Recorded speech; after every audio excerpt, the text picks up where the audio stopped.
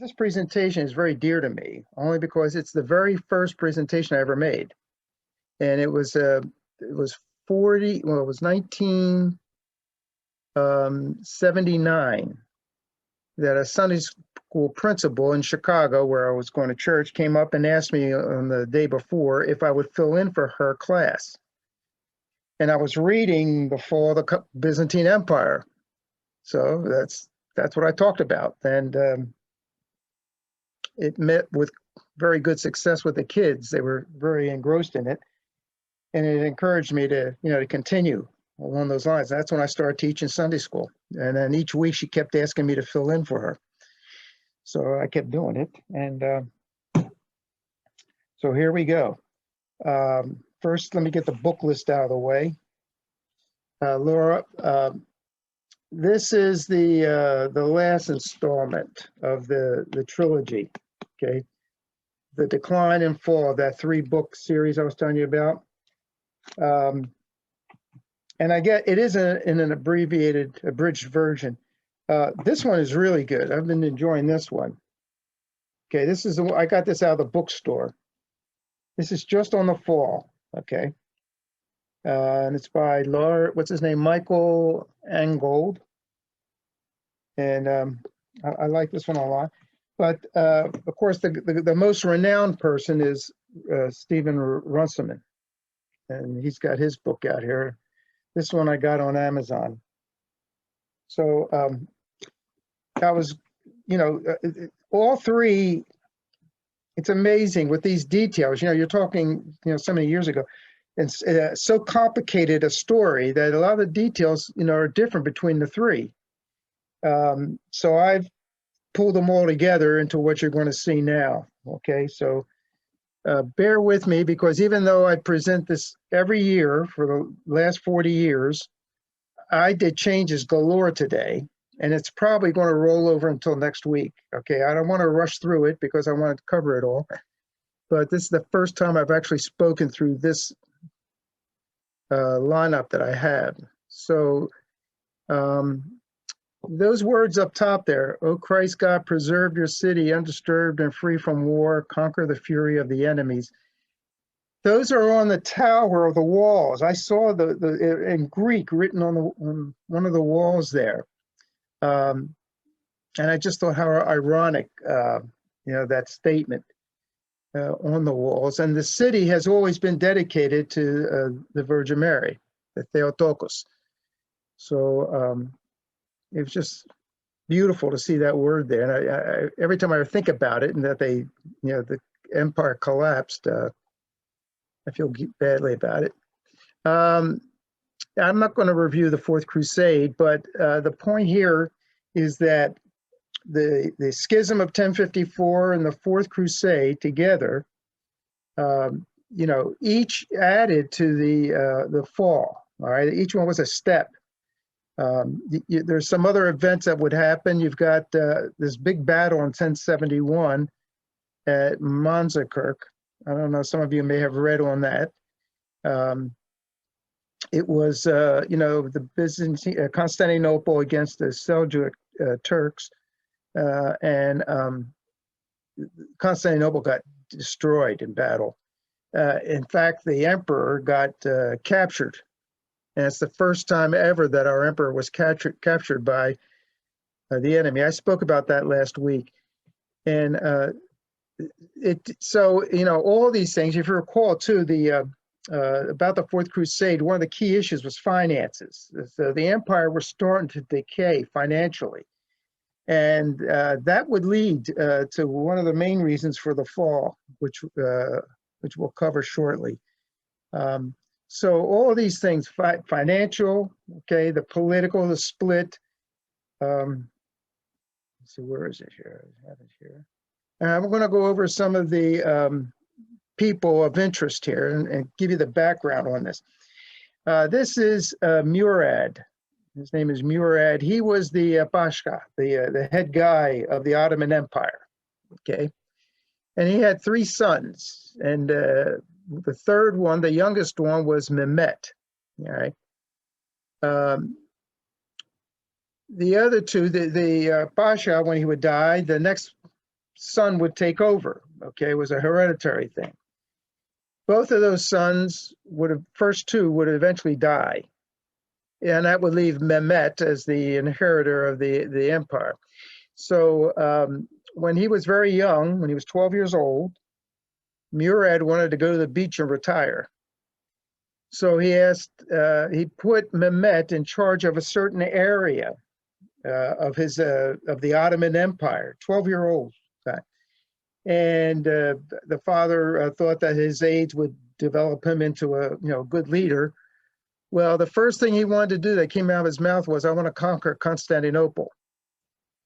And when word got back to Murad, it upset him greatly because Murad had made an agreement with Constantine Palaiologos. I think he's going to pop up here in a minute.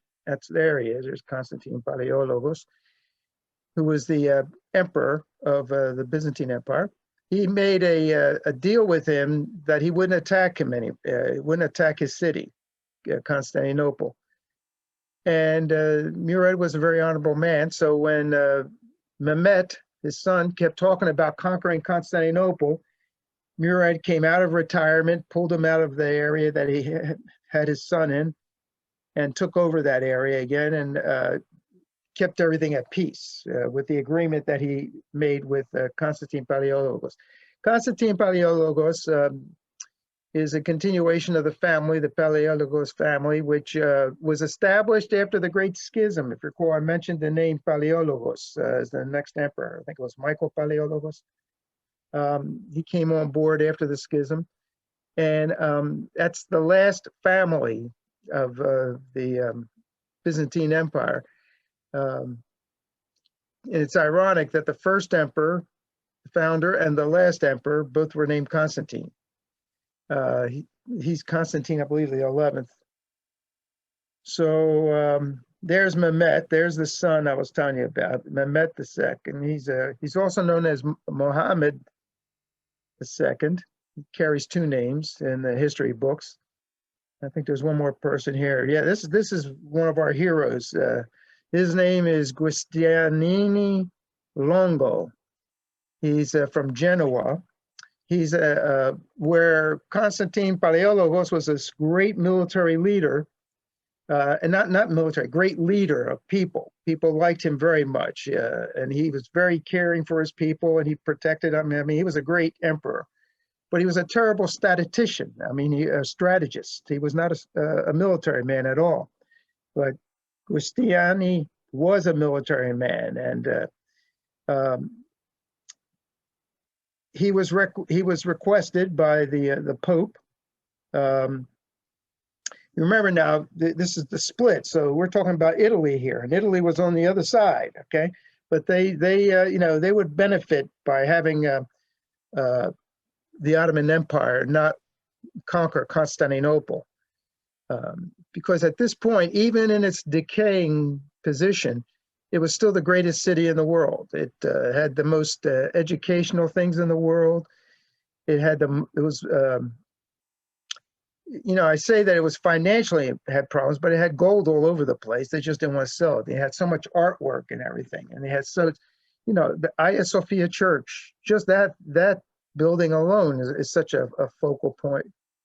It's amazing. They're building a new stadium down here, right? Because the one 20 years ago they built isn't good enough now. And you got Hagia Sophia Church that was built in the 5th century, all right? And still standing up, and still people go and visit it every day. It's an amazing structure. So the city was absolutely amazing. And that's why Mehmet wanted to conquer it. He wanted to be the famous guy that conquered it. Well, Giustiniani Longo came to help Constantine Palaiologos. He brought 200 men from there, great fighters, and they were major in this battle that we're going to go through now. So this is just a reminder of the split here, just where it was. Here we're talking about Italy, they're on the other side. And the interesting thing here, I don't know if you could see it well. Maybe you can see it better here. Yeah. All right. Everything in that brown, that's the, says it's the Byzantine area. Okay, well, this area is Greece. This is Italy over here. This bottom part was part of the empire. All our, if you look down here, you can't see it that well. Okay, so maybe let me go back to the other one. Okay, now you can't see it there either.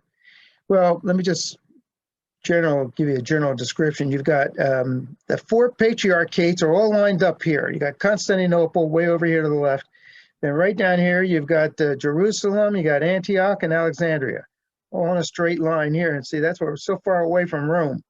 It's one of the reasons why they split. There's no communication between the two. So looking at this next slide, you can see the expanse of the area that the Ottomans were interested in, and they were eventually conquering all these areas, and they're going to have control of all this area. That's why Murad decided to make a pact with Constantine not to attack Constantinople there in the middle. That's the only area that at this point they don't have, okay, in their conquest. It's the only area.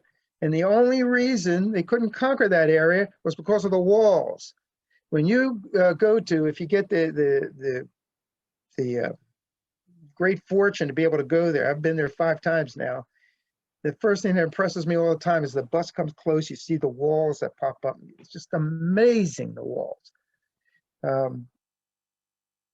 And that's what held them up during this whole battle, the walls. And we'll see pictures and go over it. All right. This is one of the reasons why the Constantinople fell. These cannons here. Let me give you the story on that. The guy who built the cannons that you see, his name was Urban. And he was very famous in the world at that time of building cannons, powerful cannons. I mean, those are huge cannons there. Look at those things. And he went to Constantine, Palaiologos, the emperor, and said to him, I can build you the biggest cannon this world has ever seen, and I'll do it for you. All right, so you could defeat the Ottoman Empire. Nobody will be able to attack you with these cannons. And Constantine wanted them badly. He needed them. The problem was he couldn't afford them. They were so expensive, he couldn't afford it. Financially, they were bankrupt. They had no money. So the cannon that Urban wants to build is the Basilica. Now, these are not the Basilica. I think there's a note there somewhere. I can't see it, but there's a note there that says these are not the Basilica. These are miniature compared to the Basilica. The Basilica he wanted to build would be 27 feet long, okay? And a person could walk in the barrel here and load it. And they would put stones in there that were 3 yards wide, would fit into there, and they'd shoot them. It would go over a mile, okay? So they would easily be able to go over the walls, or what their aim is to attack the walls, break down the walls, because they know that's the only reason nobody's conquered Constantinople. The walls were so powerful, and these cannons would do that. The problem with them was that they were so big, they really generated a lot of heat, and so much heat that they couldn't load it a second time. Like I say, the guy had to walk in there to load it. He had to actually go into the cannon to load it properly. It would take 3 hours to load a cannon. So they could only shoot the cannon at most, if they go around the clock, 7 times a day. That's going around the clock because it took 3 hours to load it. But it's this cannon, this Basilica cannon, that would really disrupt the walls of Constantinople. And it took 60 oxen and 200 men, soldiers, to deliver it. All right, the oxen to pull it, and the men to maneuver it. It was so huge, and it was an incredible thing. And I can't find a picture of it. It's in a monastery somewhere, in a museum or something in Spain, and I can't get a picture of it anywhere. But just take this one and double the size. If you put these two together, that's probably the length of Urban's cannon. All right, now I know you've seen this one, but now let's just review some of the things here. You've got, when Constantine came here, he loved this area because it's surrounded by water. And the Greeks had something that no one else in the world had. Even to this day, no one has it or uses it. And it was called Greek fire. And Greek fire was like napalm, like in the Vietnam War, where you throw napalm, it would stick on people and burn them. Greek fire would burn on water. And actually, they say the water fueled it. It was an incredible thing that they had. So with this layout here, you got three sides surrounded by water. Anybody who got close who was attacking, they just, what they would do, they would shoot it through like a gun, like a missile. It would go out, and you'll see a picture of it shortly. And it would do a number on people. Nobody could be, even though there were walls all the way around. Okay. These were weak walls, like one-sided walls, nothing like these walls here. Okay. So, we'll talk more about the Greek fire shortly. The walls are 3 levels deep. I've showed you that. I'm going to show you another picture of it soon. But there was a weak area, and the weak area is right here. This is the area called the Blacherne, right here. This is where the first Dine Pamakon was sung that I talked about last week. This is the area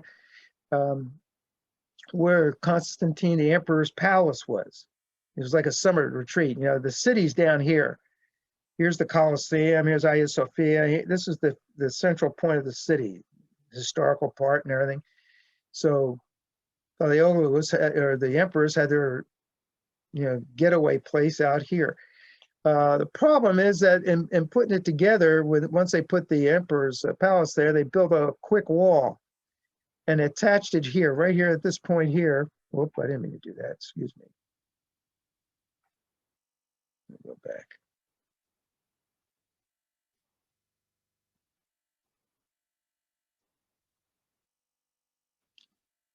Right here is the weakest part, where this one-sided wall goes up against the 3 points of the wall. This 3-sided wall is, when I say side, 3 deep. This is only one wall going up. So Mehmet will be concentrating his forces. He's going to put his forces here. He's going to concentrate most of it right here, right at this point. And this is when Urban couldn't get a deal from Constantine to build the cannon. He went to Mehmet, to the Ottoman people, the Ottoman Empire, and they were rich. So Mehmet was excited about the fact of getting the cannon. So he bought one of the cannons, and they had to build it from scratch. So it wasn't available until April 13th of 1053. So it took a long time to put it together, do all the cast iron stuff and everything.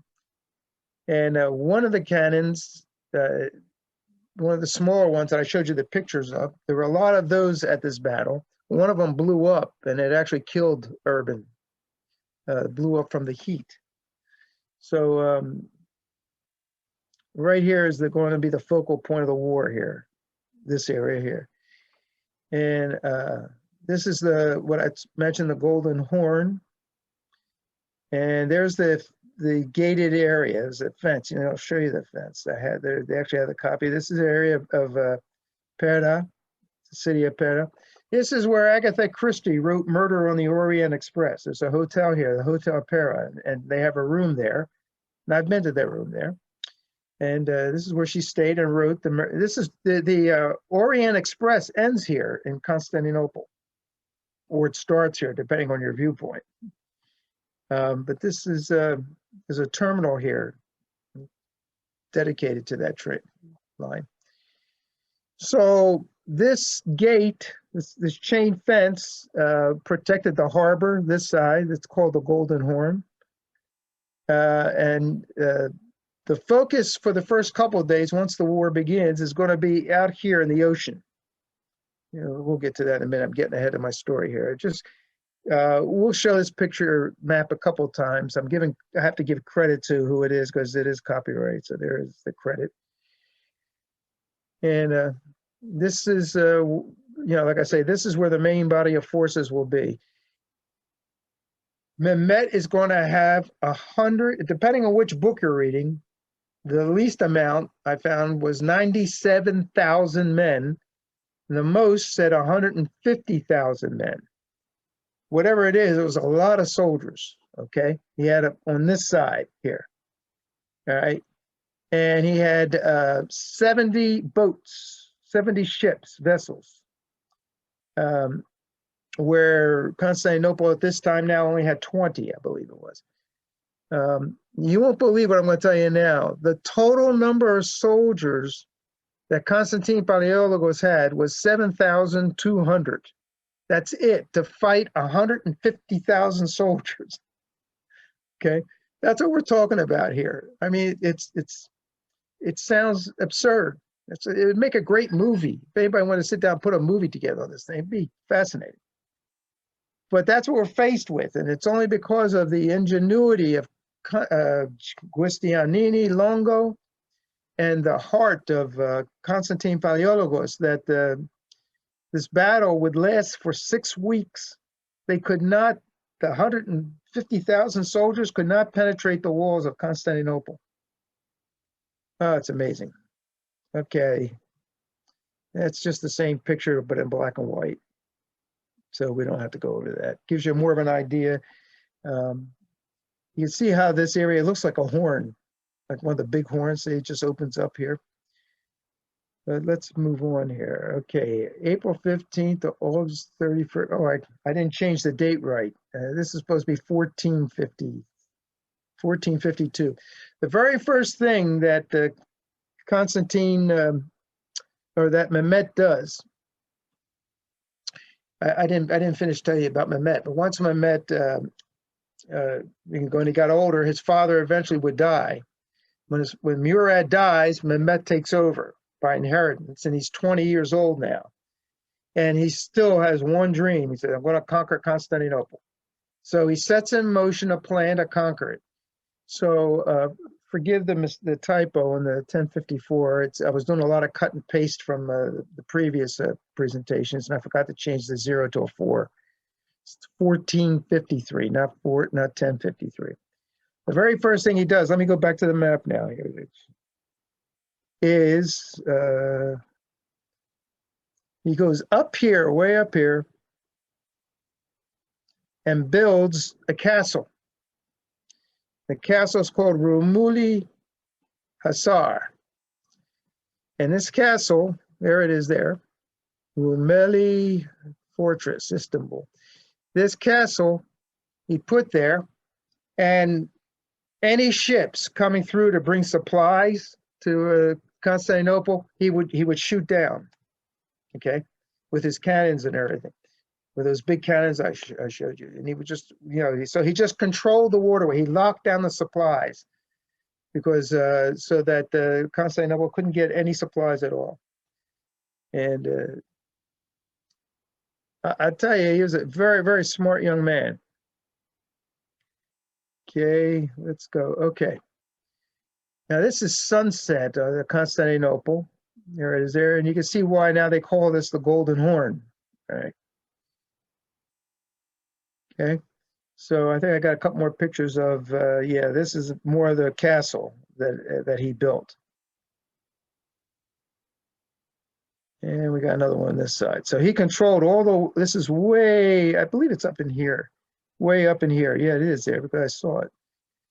But it would stop all the flow of traffic, right? So no ships could get in because of the gate. You can see the gate there, and no ships could come down because he'd destroy them from this side.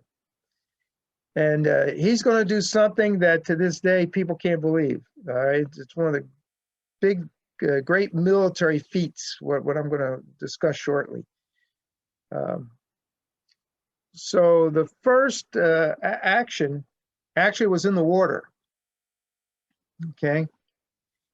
Okay.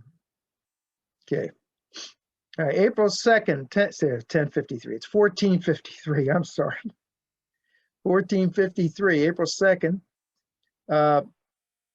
Mehmet has sent down his military, his navy, to attack the weak walls.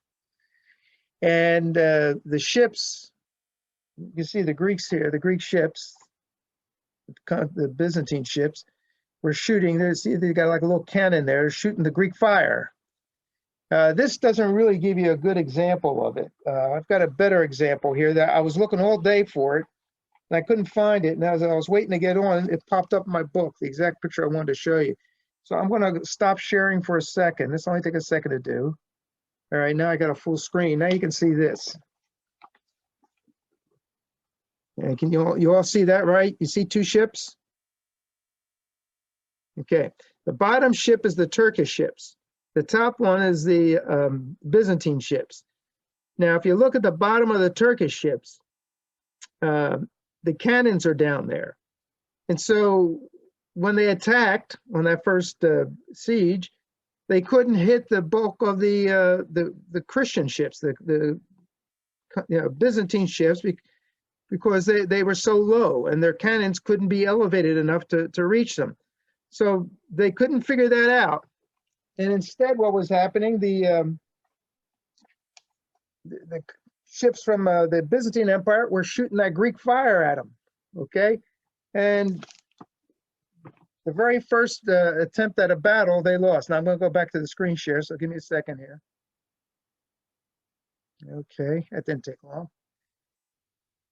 So let's catch up to the artwork here.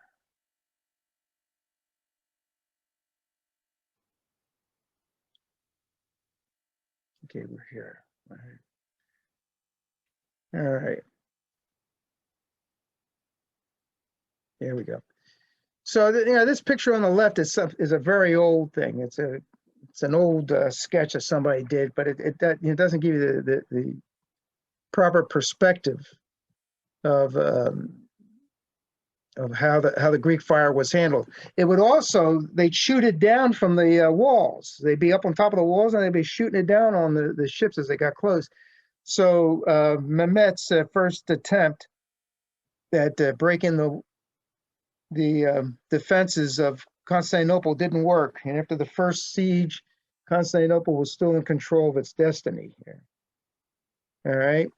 So let's go on to the land side now.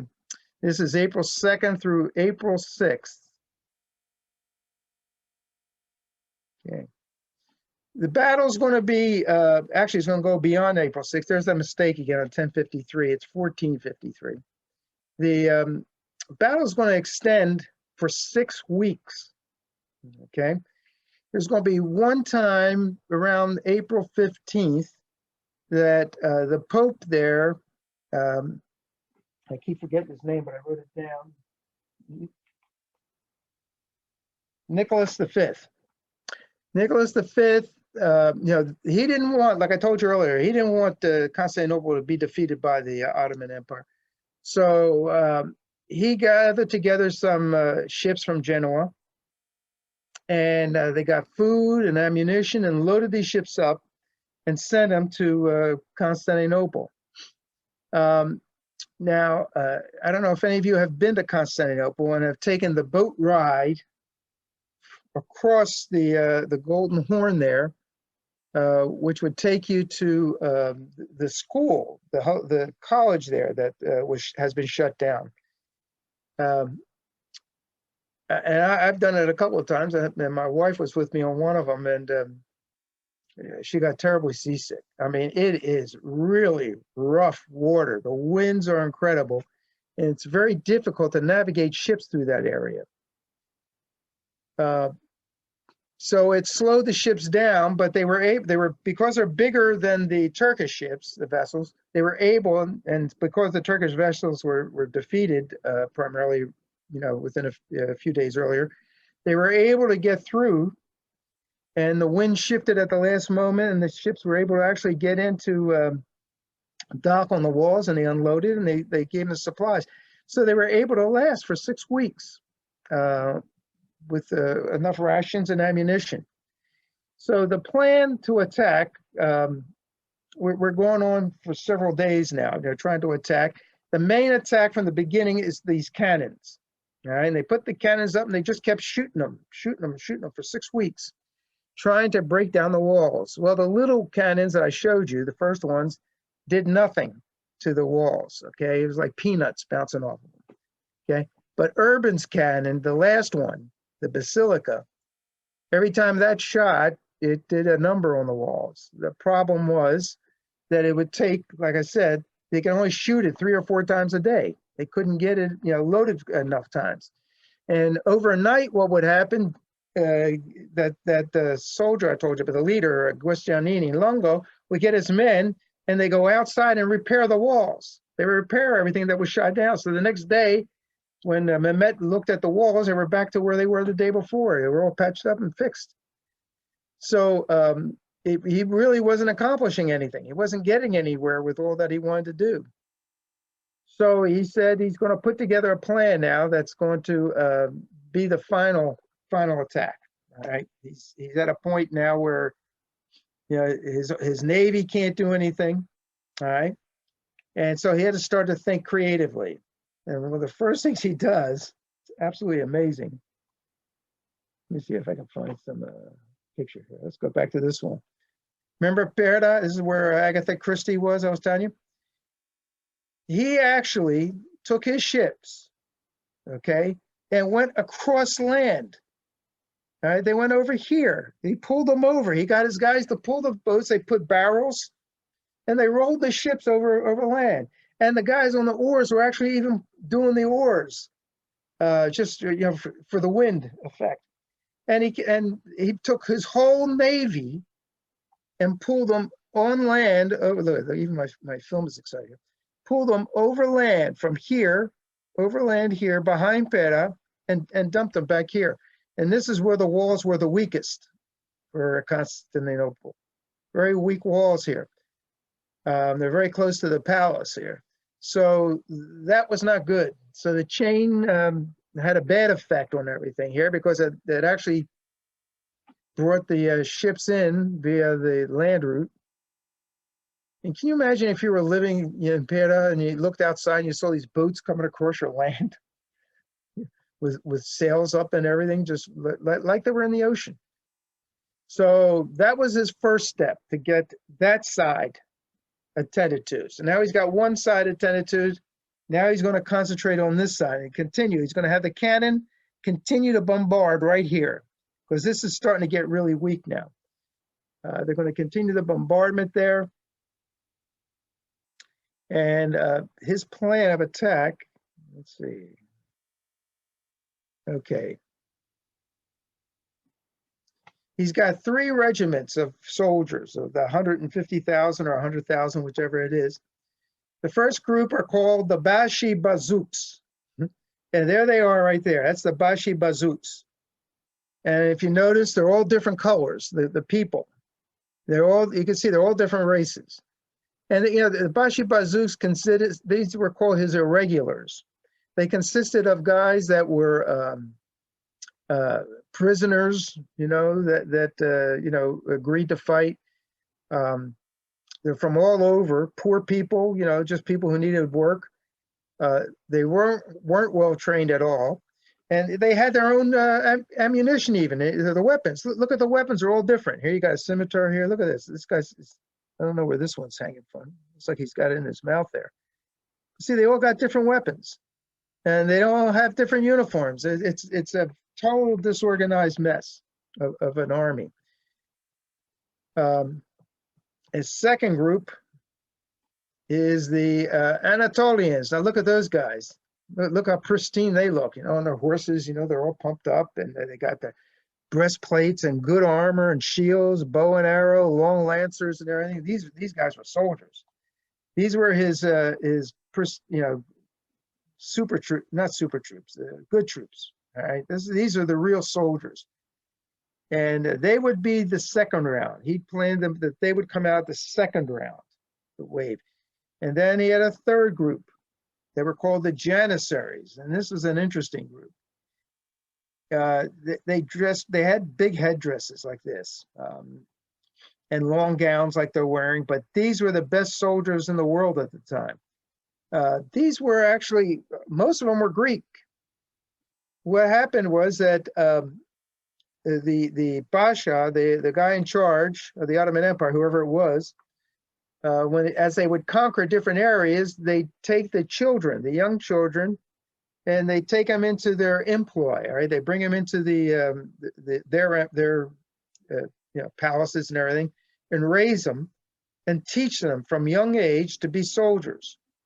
And they became like fanatical soldiers, and they were just incredible. All their Pasha had to do is tell them to go jump off a lake, and that's what they would do. Jump off a cliff, whatever he said, they would do. Okay, and they're the Janissaries, not the Anatolians here. You see, I was rushing through, changing some things today, and I left out a couple things. These are the Janissaries.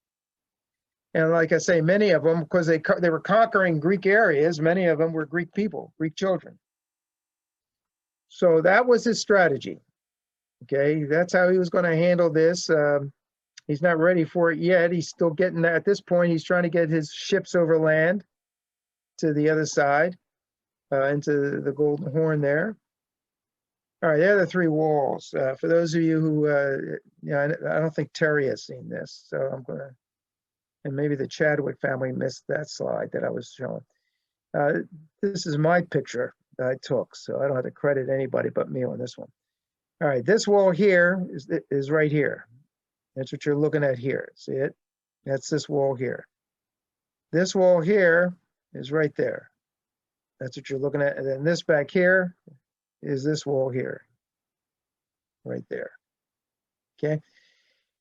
And so in order to get into the city, the soldiers had to swim across this moat that was like 15 feet deep.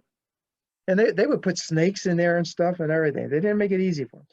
And while soldiers are here shooting arrows down at you and throwing Greek fire on you, maybe. Okay. And once you're able to get across that, then you had to contend with the archers here. They were shooting arrows down at you. And once you were able to climb up and get over there, then you had the guns of the guys shooting down here, throwing Greek fire on you and arrows. They were impregnable. Okay. Just nobody could break the walls there. And I don't want to mislead you. The picture, they've been reconstructed. They've been built back up. Okay, so the front walls are pretty authentic here.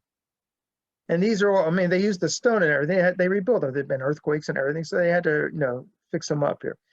And when I was there with Metropolitan Gregorios. He was here visiting us a couple of weeks ago. We were right before he became a priest. We were walking the walls here, and we found people actually had their homes in here in the walls now, living in these areas. Really interesting place. They even had, in those days, they had a canal pipeline going from here down here into the water, right to this part, so that when the enemy would come, they just turn the hose on and fill it up with water. It was an incredible system. The walls you're looking at are called the Theodosian walls.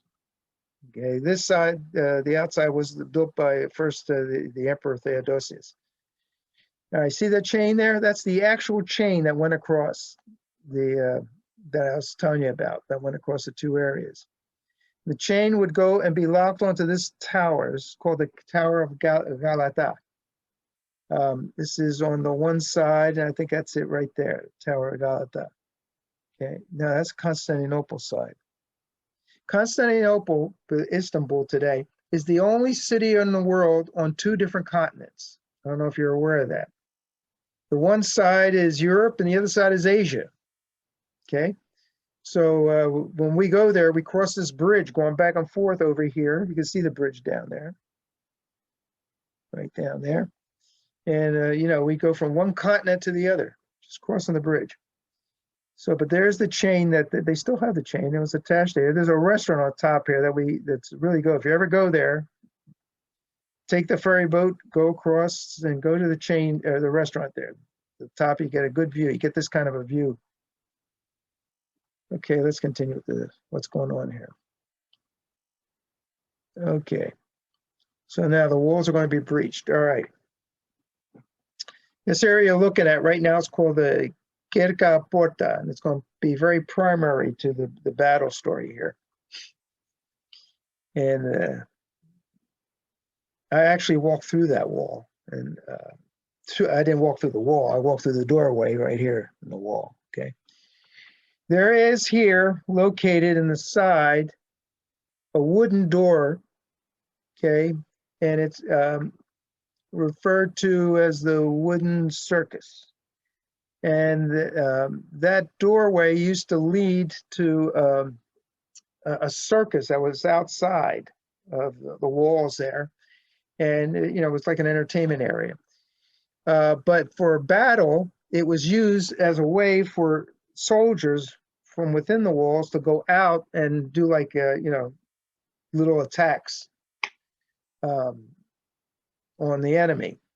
So Constantine ordered that wall, that doorway be unlocked, so his men could go out and do little short stories of attacking the enemy, harassment. So just keep that in mind as we go along here. Okay, so the night of May, we're up to May 27th now, and Mehmed hasn't been able to penetrate anything. He hasn't gotten anywhere. And he's about ready to give up. So he says to his people, it's actually recorded in history that he said he'll do one more attack, and if he can't penetrate the walls on this attack, he'll take it as a sign of God that he's not to do this, and he'll return home. So this is a big day. So May 27th, he gives the guys off on May 28th. He says, we're not going to do battle on May 28th, you fast. So they fasted all day, and they celebrated then. At the end of the fast, at sundown, they started celebrating, and they lit fires and did a lot of celebrating, and the beating of the drums and the cymbals they had there and the horns. And so you could hear them on the walls, and they couldn't understand what they were doing. And but then Constantine, Palaeologos, and Giustiniani realized that they were preparing for a big attack. So Constantine and all his men, as many, I don't know if it was all of them, but several of his officers, along with Giustiniani, went to church, went to Hagia Sophia, and they were, it was the date of May 29th there. That year was the date of All Saints Day, which we just celebrated. Right? We just celebrated All Saints Day yesterday, right? I think it was yesterday we celebrated. So our timetable is right on board with them. They went to the church, and Constantine took communion. And prior to communion, he went around to his soldiers and asked for their forgiveness for anything he did to offend them, for his poor leadership, if they perceived it as such. And he asked for forgiveness from everybody. He went to the palace where his slaves were there. He asked for their forgiveness. He asked for forgiveness from his family, and then went and took communion and took part in the liturgy. They were celebrating the liturgy at the time. This is now going late in the night. Okay, so he took communion, and then he went and got his soldiers, his forces all lined up properly. At this point, Constantinople's forces are still 7,000 in that area. They didn't lose that many soldiers yet, maybe 100. Okay, so he lines them all up, gets them in the pivotal areas, concentrating on that area that I showed you by the Blacherna, the palace. Remember, I showed you that area at the end, the top part of the map. Because they knew that that's where they were going to attack, because that was the only weak side. that area was starting to show some impact from the blasts of the Basilica cannon, starting to have some detrimental impact, and they couldn't patch it up all the time. So Mehmet, being a smart guy, recognized he would always take his horse every night and ride up and down the walls and inspect everything, so he would know how to attack properly. And so the stage is set now for May 29th, okay? And on May 29th, actually it was 1:30 in the morning, okay? Is when the battle started, 1:30 in the morning. Can you imagine that these poor guys on these 7,000 soldiers were fighting for 6 weeks? And now the attack, the big attack, is going to start 1:30 in the morning. Mehmet sends in his Bashi Bashuks. Remember the Bashi Bazooks? They come in and they attack, and they're crazy. They're screaming and they're waving their scimitars, and you're trying to scare everybody, but they really scared themselves mostly. They put the ladders up on the wall, and as they got close to the top, the Byzantine soldiers would just push the ladders back and they'd fall back. Okay, so remember now they're at the side of the wall that's only one wall, not the three-walled area. Right, so that's why they were able to get close. And where there was a three-wall, there was so much damage from the cannons, from the Basilica cannon, that there were stones in the wall that filled up the moat. So they were able to walk on top of the stones. It was kind of difficult, though. And, but after 4 hours of fighting, they had not breached the walls. All right. So the Bashi Basuks turned around and went and were ordered back because they were useless. They weren't doing anything except making a mess. So Mehmet sends in now his Anatolians. Remember the guys on the horses? Remember the really sharp-looking guys? He sends them in, and they battle for 2 hours. And their problem was that there were so many dead soldiers from the Bashi Basuks that they couldn't get close enough with their horses on the walls, and they kept stumbling and they kept running into each other. Every time they get on a ladder, the Greeks would push the ladder back and they'd fall, and there was pileups of bodies all over the place. So they couldn't get close to the walls, but they fought for 2 hours. And after 2 hours, they had not penetrated the walls. So Mehmet calls them back. Okay, then he goes up to his final group, his personal guards, his janissaries. Remember those guys, the ones with the funny hats? And he says to the janissaries, he said, look, this is it. Okay, you got to breach the walls. There's no returning, no coming back. In fact, what Mehmet would do, he would put soldiers behind the lines there by the camp, and any of the Bashi Basuks that would return or try to run away and not fight, he'd have them killed. Okay, so he didn't have to do that with the janissaries, though. They were just fanatics. They'd do whatever he'd say. So he told them to go in there and just, and attack them and do your job. So he sends in the janissaries, and the poor soldiers behind the walls couldn't believe it. They thought they had won the battle. They thought it was all over. And here comes another bunch of renegades charging down. And one of the Anatolians who had gotten close to the wall discovered that door was open. Remember that door I told you about, that wooden gate that somebody forgot to close? It actually was the orders of Constantine to leave it open. And he was able to get through, and some soldiers got through and were able to climb up the tower there. And that brought just Guastini Longo over there with some of his men to fight them. And he did. He was able to hold them off. And then something happens that, you just shake your head at it. It just sounds unbelievable. Guastanini, the soldier, the great soldier that I've been telling you about, got a little bit too close to these soldiers that he was fighting. And one of them shot him, and the bullet actually pierced his breastplate. And he got wounded badly. And he asked his soldiers to take him off the battlefield. I mean, he couldn't do it. He was dying. So they took him off and took him down to the front of the Constantinople, where their Genoa ships were. They put them on the ship there and they ministered to them. But when the other soldiers saw this happen, okay, they panicked. Our soldiers panicked, seeing the great leader being carried off. He's one of the main reasons why this battle's been going for 6 weeks. And he saw, they saw him carried off. And what was worse, Mehmet saw that had happened. And remember, Mehmet had said, if the Janissaries don't make it, I'm giving up. And the Janissaries really couldn't make it. They couldn't breach the walls either. They got through the wooden door, just a couple soldiers, but they couldn't breach the wall.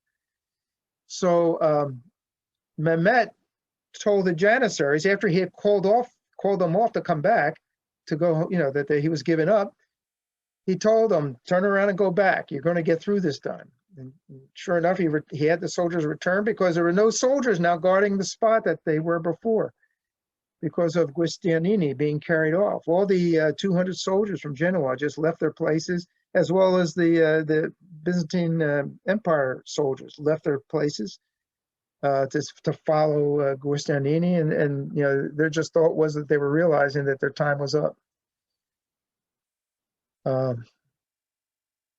The guys in the tower that I told you about, that wooden gate that were able to get through, climbed up to the top and took down the Byzantine flag and put the Turkish flag up.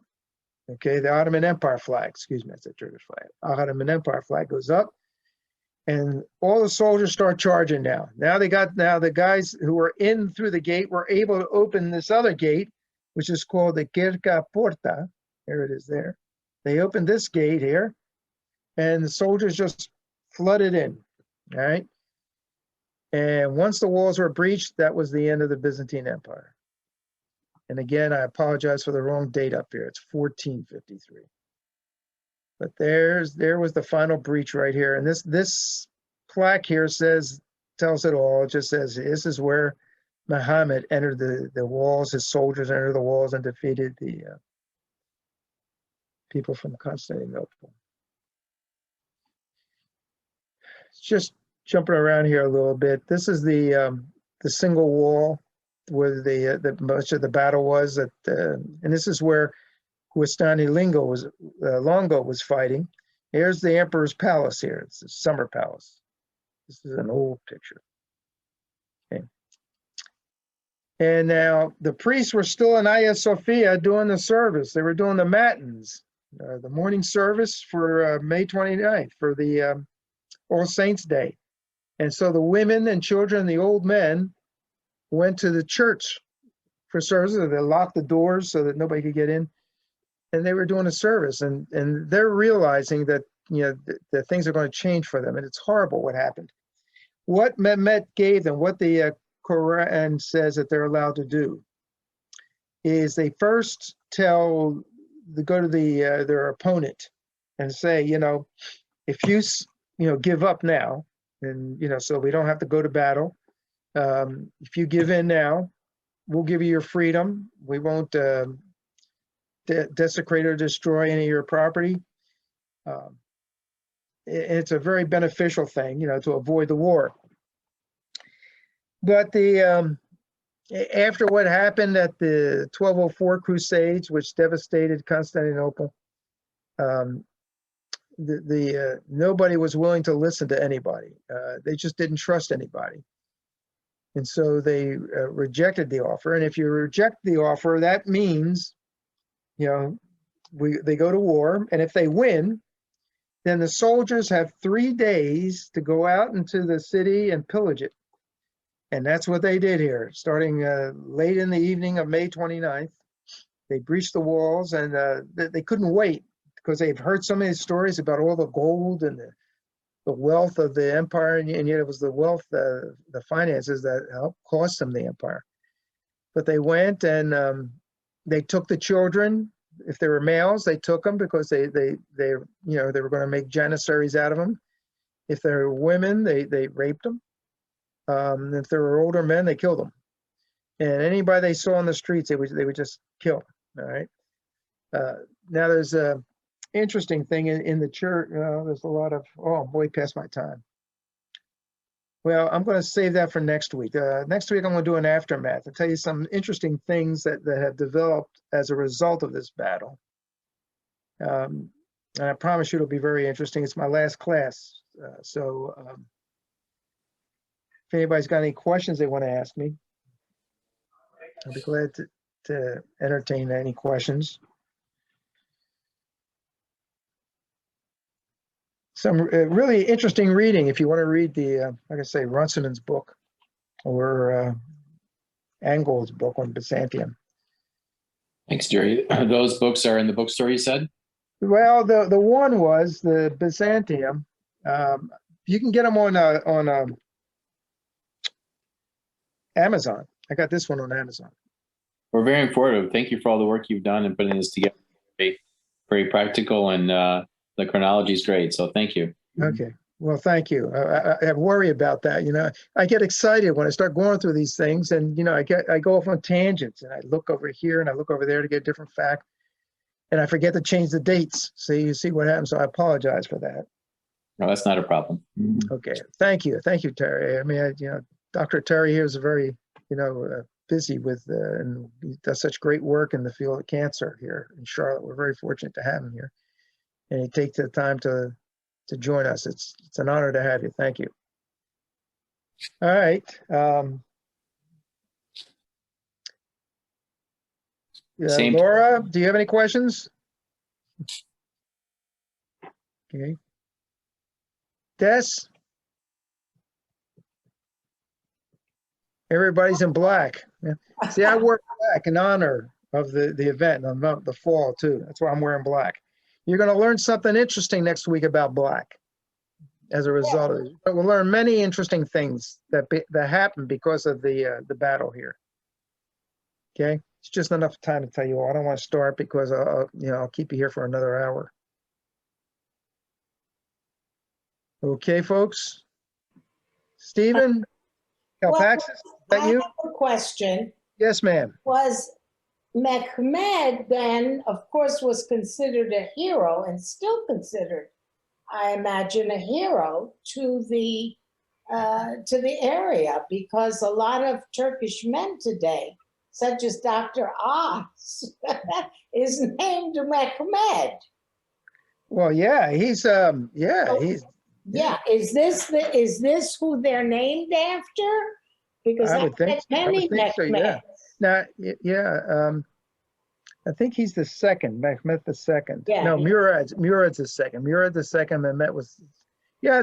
Oh, yeah, he's known as the Conqueror. That's his title, the Conqueror. Yeah. And he'd go down. He really went down in history. He did something that I mean, who would have thought about taking boats and putting them ships and taking them across the land? Okay, and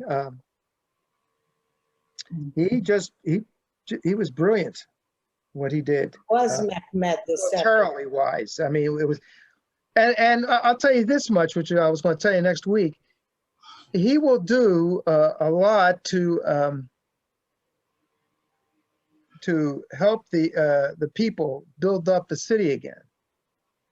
Okay, he would also do a lot to help destroy the city. I mean, the faith. Okay? But he respected the faith. In fact, when he came into the city and saw the devastation that his soldiers did on their free pillage, it affected him greatly. And he started crying, they even say.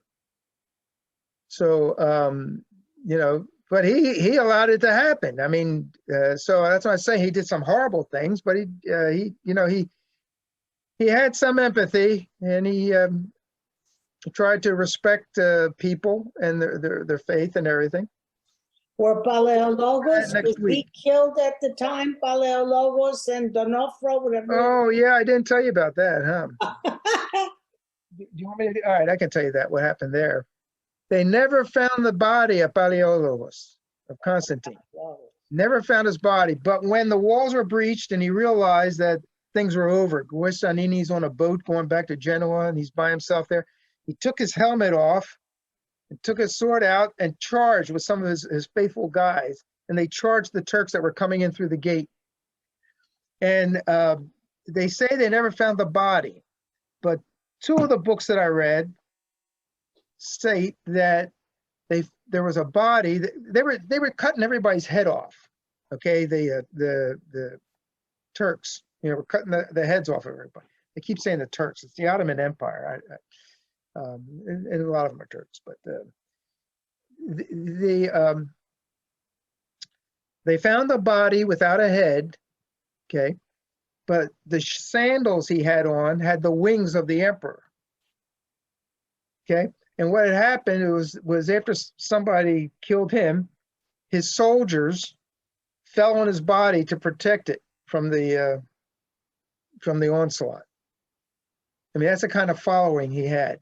They wouldn't let them take him, so they actually got around his body and they were killed. And there was a big pile up there, and Constantine was on the bottom. Now that's one account. There's other accounts that say that he got away, but that doesn't fit the story. That doesn't fit the profile of what he was like. People had too much respect for him. So they both died, in other words. Okay. As I put this thing together, it breaks my heart. It just, that bullet that he took, that arrow, it was an arrow or a bullet, whatever it was, if it was just 2 inches further to the left or to the right, he would have survived. Right? And Mehmed had already called his soldiers back. But for the sake of just that much, we've lost the Byzantine Empire. But not theologians, people have said who studied this, that it was in such a bad state, Constantinople at that time, that if they had won that battle, they still would have lost everything, going forward. There was just nothing left of the empire.